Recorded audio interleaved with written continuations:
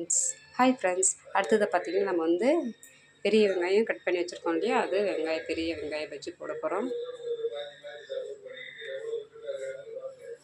பாருங்கள், இரும்பு கடாயில் போடும்போது டேஸ்ட் மட்டும் இல்லாமல் நமக்கு வந்து கொஞ்சம் சேஃப்டியாகவே இருக்கலாம். ஏன்னா வெயிட்லெஸ் கடாயை வச்சு நம்ம போடும்போது வந்து பயந்துக்கிட்டே இருக்கும், இந்த ஆடும்.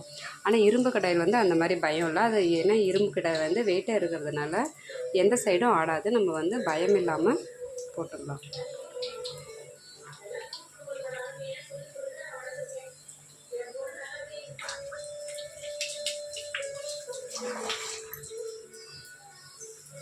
பாருங்கள், நல்லா உப்பி வரும்.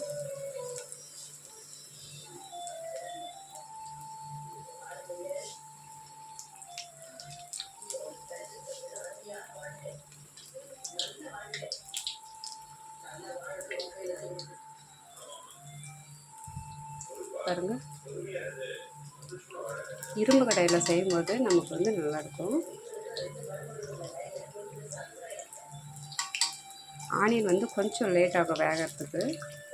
ஏன்னா அது உள்ள ஈரப்பதமாக இருக்குது இல்லையா, நம்ம கட் பண்ணி கொடுத்தது ஆனியன் எப்பவுமே ஈரமாக தான் இருக்கும். அதனால் கொஞ்சம் லேட் ஆகும். கொஞ்சம் திருப்பி விட்டிங்கன்னா நல்லா வெந்துடும்.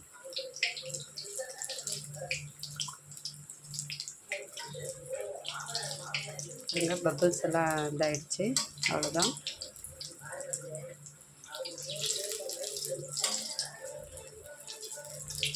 பாருங்கள், நல்லா ரெண்டுத்துக்கும் ஒரே மாவு தான்.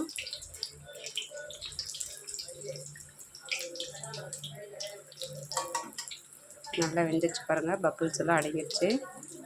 அவ்வளோதான், கலர் பாருங்கள் மாறிடுச்சு.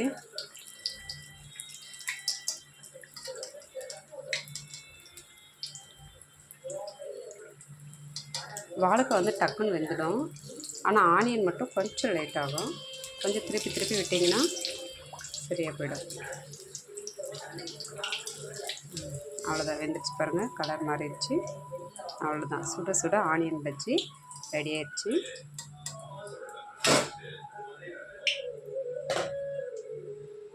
பாருங்கள், சுட ஆனியன் பஜ்ஜி ரெடி.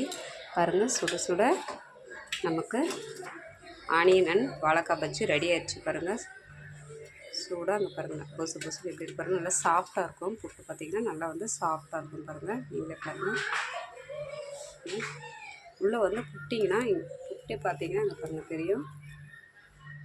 பாருங்கள், நல்லா பொசுன்னு எப்படி இருக்குன்னு பாருங்கள். இந்த மாதிரி நல்லா பொசு நல்லா சாஃப்டாக ரெடி ஆகிடுச்சு பாருங்கள்.